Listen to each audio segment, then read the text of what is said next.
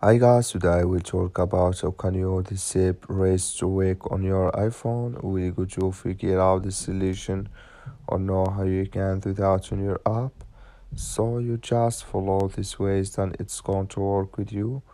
Or you have to do inverse. You just click on settings here, just click on it.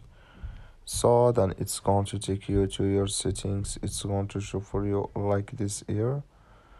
So then you go down, just keep going down here. So then you just click here on here you click here on display and brightness, just click on it.